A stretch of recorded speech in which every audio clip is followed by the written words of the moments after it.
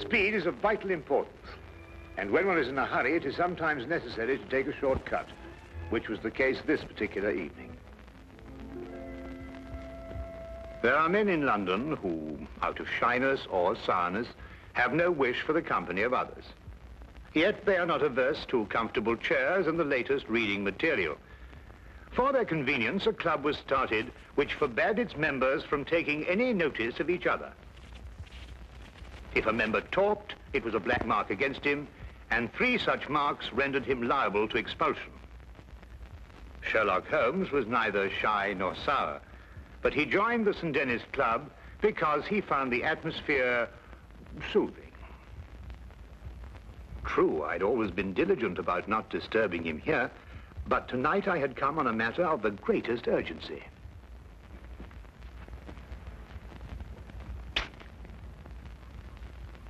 I beg your pardon? Oh, excuse me. I thought you were Sherlock Holmes. That's not the point. You talked. Well, I only went... You went psst, and that's the same thing. Mr. Grundy. Take this gentleman's name. Your name, sir? Watson. Dr. John Watson. But you made a mistake. I'm not a member of your club. Not a member? How did you get in? Well, Brandy? You'll accompany me out, sir. I'm here on very urgent business. Our constitution forbids talk of any kind. Follow me, sir. And I'd like you to understand I'm not the sort of man who enters a club like this uninvited, but the circumstances happen to be extraordinary. Holmes!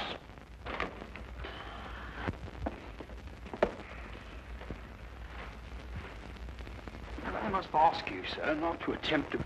I don't believe such an incident has ever occurred before. Well, really? Holmes! I've never been so humiliated in my life. Why didn't you speak up in there? Because it's against the rules of the club, old chap. Oh, hang the club. This desire for privacy can go too far. What if an emergency arose? Yes, and perhaps to prevent that happening again, we'd better move down the hall a bit. Now, you were saying... What if an emergency arose? You can speak up now, Watson. What I'm trying to say is, what if an emergency arose and your presence is urgently requested? Nobody can put a hand on you. And I'm here, my dear chap. You've just disproved that. Oh, really? I'm only isolated here from triviality. Well, there's nothing trivial about this. There's a man waiting for you back at the flat, a man by the name of Dubec, Claude Dubec. He's had an experience that make your blood run cold. What sort of an experience, Watson? He watched a man being tortured. Tortured? We'll find a cab outside. Yes. Come along, then.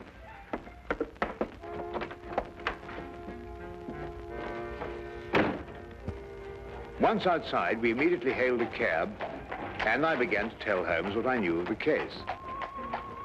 Holmes sat in silence as we rode, and I knew that my explanations had done nothing more than rouse his interest in talking to Mr. Dubec. Perhaps it was a nightmare. I'm no longer sure. But I saw a man being tortured, starved to death. I was powerless to help.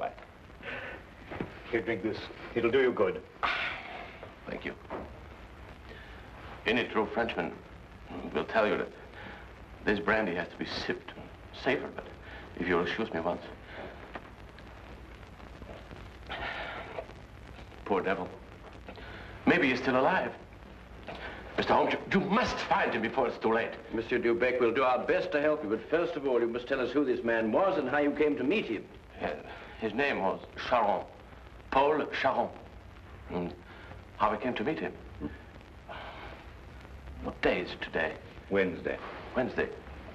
Wednesday, then it was last Friday that it happened. You know, Mr. Holmes, I'm an interpreter. And I interpret nearly all languages.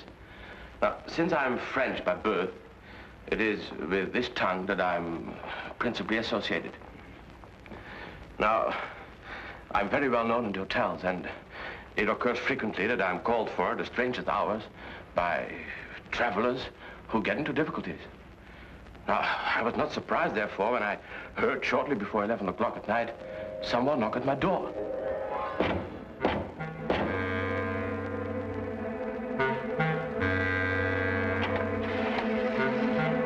Mr. Beck? I'm he.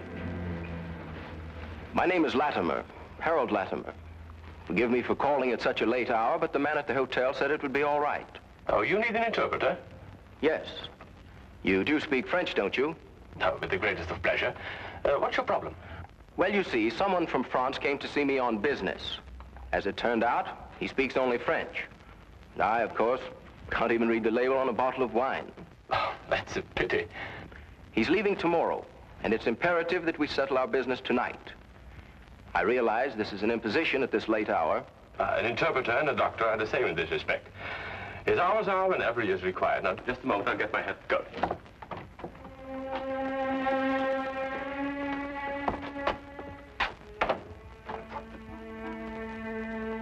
Mr. Latimer had a cab waiting outside.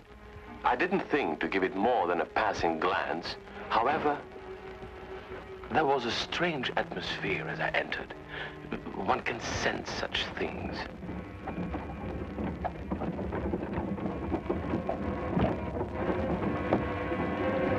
I must ask you not to. I beg your pardon, I prefer the shades drawn, Mr. Dubeck. but they cut out the view. That's exactly their purpose.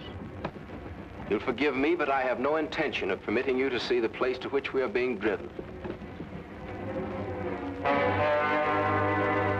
What's the meaning of this? We shall find out. Soon.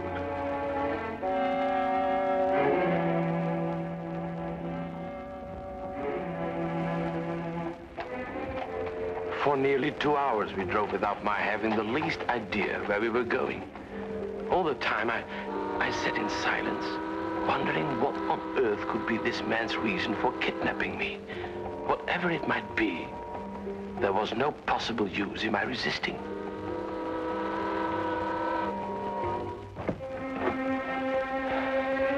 We've arrived, Mr. Dubeck. You're aware this is kidnapping, Mr. Latimer? It is somewhat of a liberty, I admit. We'll make it up to you. You may get out.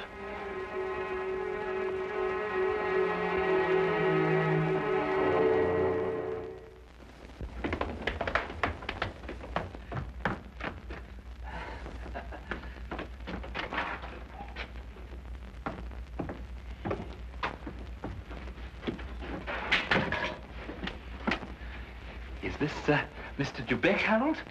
Yes. Well done, well done. No ill feelings, Mr. Dubeck, I hope, but we couldn't get on without you. Now, what do you want of me? Only to ask a few questions of a French gentleman, and let us have the answers. If you deal fair with us, you'll not regret it. But if you try any tricks, you'll wish you hadn't been born. You follow me?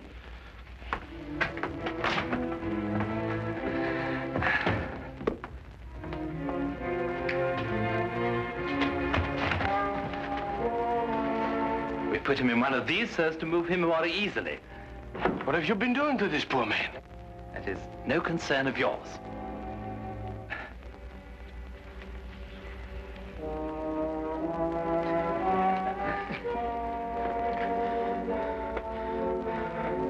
Feel better? Cochon. Salaud bandit. You don't have to understand French to know that is not a compliment. But no matter. Ask him if he's prepared to sign the papers. For your own good, be quick about it. Acceptez-vous de signer les papiers? Jamais. Never. Tell him he is doing her no service. Vous ne lui êtes d'aucune aide. Laissez-moi lui entendre dire. He says, let me hear her say so. Tell him he'll go free if he signs. Signez et vous serez libéré. C'est alors que je ne serai plus jamais libre. He says, then he will never go free. Then he knows what awaits him. Translate that. Vous savez à quelles conséquences vous vous exposez? Peu m'importe. He says he doesn't care. Stop that! It is only the beginning if he persists in being stubborn. Now let us try again and see if we can get better results. I was horrified at having to be a part of an affair like this, and even though I was only the interpreter, I felt guilty at not being able to give him any help. What could I do with Latimer on one side and Judd on the other, giggling with each question? Again and again, I asked him in different ways whether he would give in and sign the document. Again and again, I got the same reply. But soon, a thought came to me. I took to adding little sentences of my own to each question. Innocent ones at first, to see if I could get away with it. When our companion showed no sign of catching on, I played a more dangerous game. I asked him all about himself and learned that his name was Paul Charon. He was a stranger in London, that he didn't know what house we were in, that he was being starved to death. In another minute, I might have wormed the whole story out from under their noses, but for the interruption. Who is it? Oh, it's Micheline. The door is locked. Get rid of her. Give me the gun.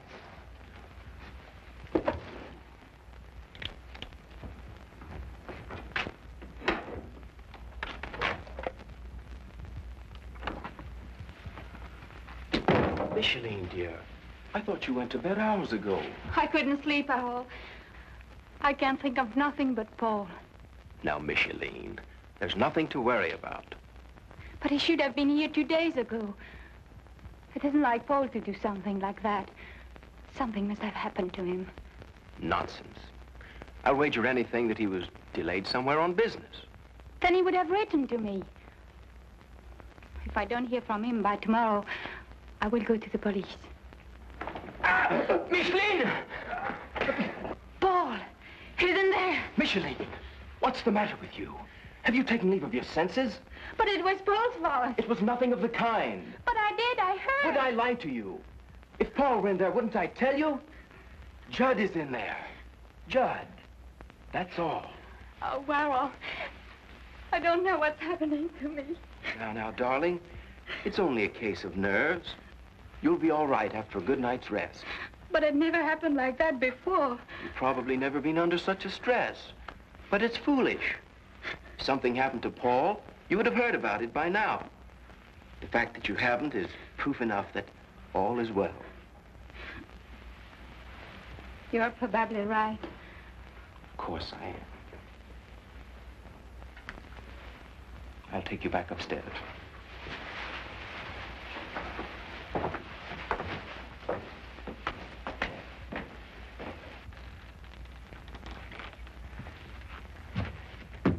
You perceive we have taken you into our confidence over some very private business.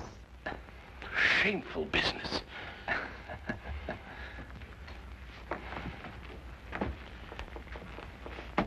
Necessary business. But it would not be to our interest if you spoke to anybody about it. Therefore, I am paying you a fee such as you have never before received in your life. There will be more the next time you come here. Thank you. However, I don't place all my faith in money. Therefore, I must warn you that if you speak to a single soul about this, we shall know about it. And you will pay for it with your life.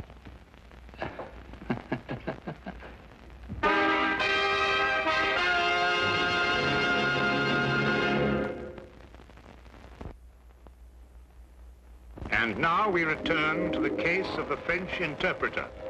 This man, this evil man, escorted me back to the carriage and took his place opposite me. We drove for about half an hour, and the shades were drawn as before. Then we came to a stop, and he ordered me out. I walked for a mile or so, and then I found myself at Wadsworth Common, and there took the train to Victoria Station. I see. And there, I presume, your adventure ended. Yes. Now, I should have gone to the police right away, but I feared for the man's life. Now, Mr. Holmes, someone told me that you worked with a complete discretion. Oh, you can be assured of that. Mr. Holmes, would you please try to find him? I'll try, but you must realize that my success depends almost entirely on your memory. I've told you everything. Only everything you were able to see. I've told you everything. I repeat, Monsieur Dubec, only everything you were able to see.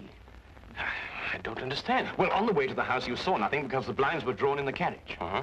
But you could still feel and hear, couldn't you?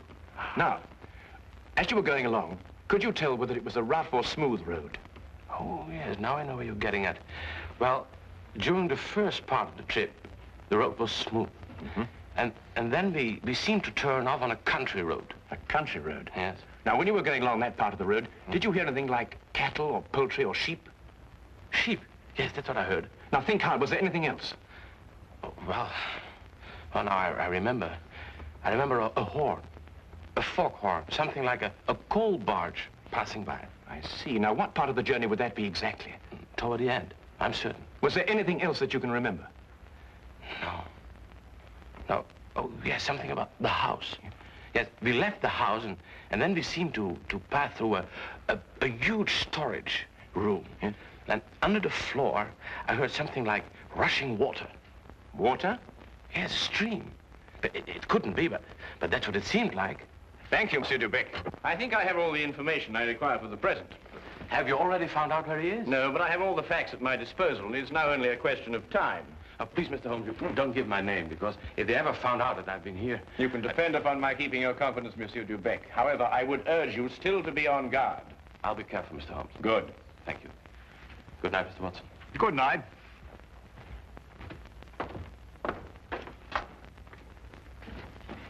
Good night, sir.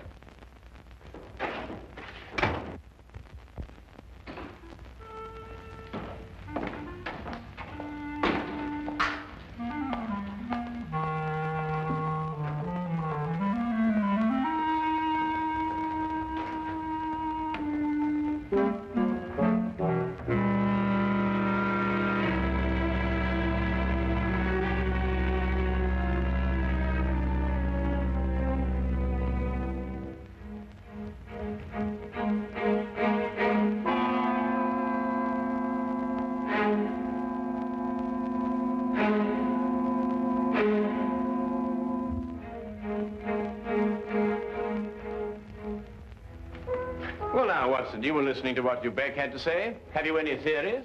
In a vague sort of way, yes. Well, let's hear it then.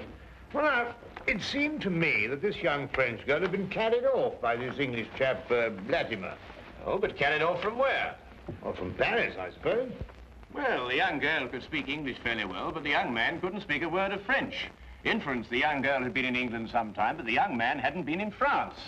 Well, then we can presume she came over on a visit to England, and this man, Harold, persuaded her to run away with him. More than likely, Watson. Then this Charon, the prisoner, brother or guardian, decides to come over on a visit from France. He meets Latimer and his associate, and then for some reason decides against signing away the girl's fortune, of which he is presumably the guardian. The men then resort to force. Excellent, Watson. I'm quite certain that you're not far from the truth now. Well, it's only simple logic. Yes, and with simple logic, we'll find the house. It must be here somewhere. And when we finish translating the facts that Dubec has given us, an X will mark the spot. Now, let's see.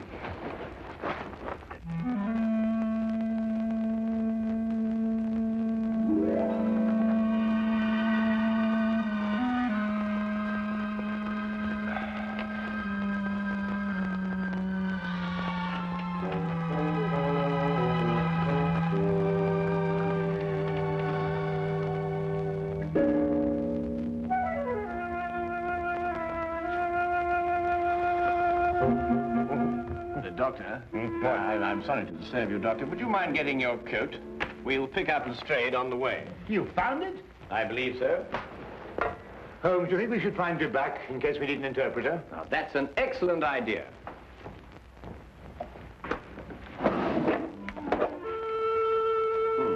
And from what I've heard, I believe these may come in handy. Right.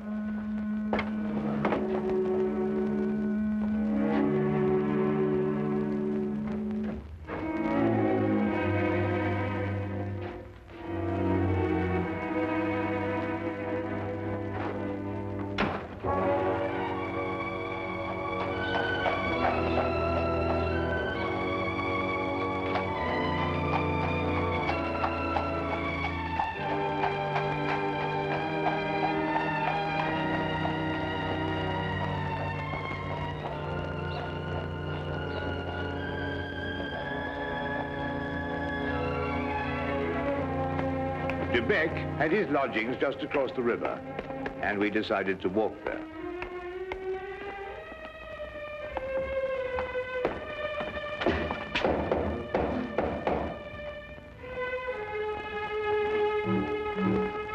If you're looking for Mr. De Beck, he left about an hour ago. Can you tell us where? Well, I don't know. I only know he drove away with a gentleman in a carriage. Well, did the gentleman leave his name? No, sir. Was he by any chance a rather tall, handsome-looking man? Oh, no, sir. It was a little gentleman with glasses. Did nothing but giggle all the time. Thank you, madam.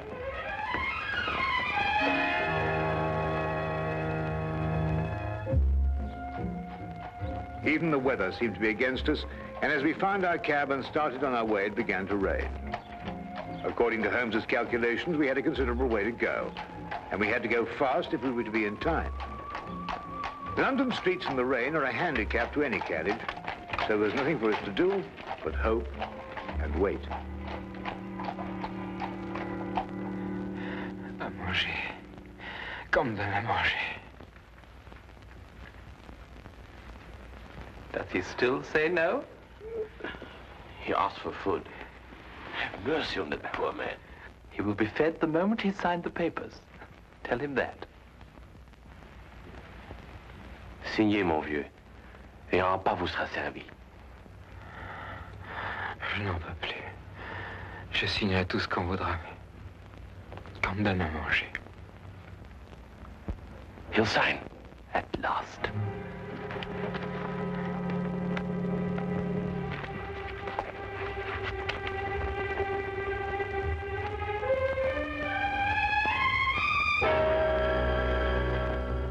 Now feed this man. It would be foolish to spare him, only to have to kill him again. Kill him? And you broke your promise. You spoke to Sherlock Holmes. That's not... That's true. There's no point in lying, but you couldn't tell him where we are.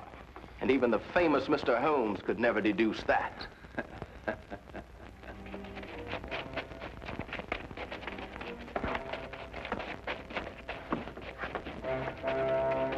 There are some men coming. Quick, open the trap.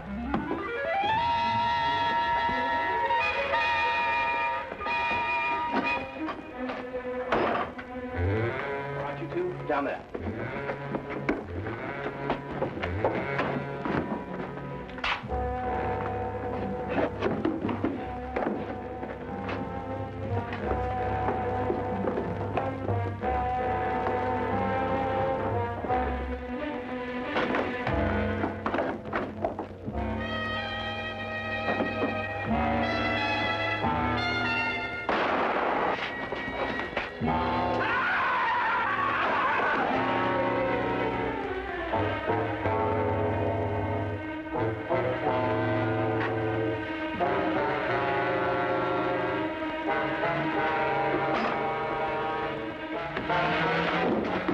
Who are you? What do you want? Does that answer your question? The property was rightfully mine. I'm her husband. It belonged to me. But he controlled it and wouldn't sign it over to me. He found out you were a thief. You can't take me to jail. I only tried to get what was coming to me. I'll see that you do.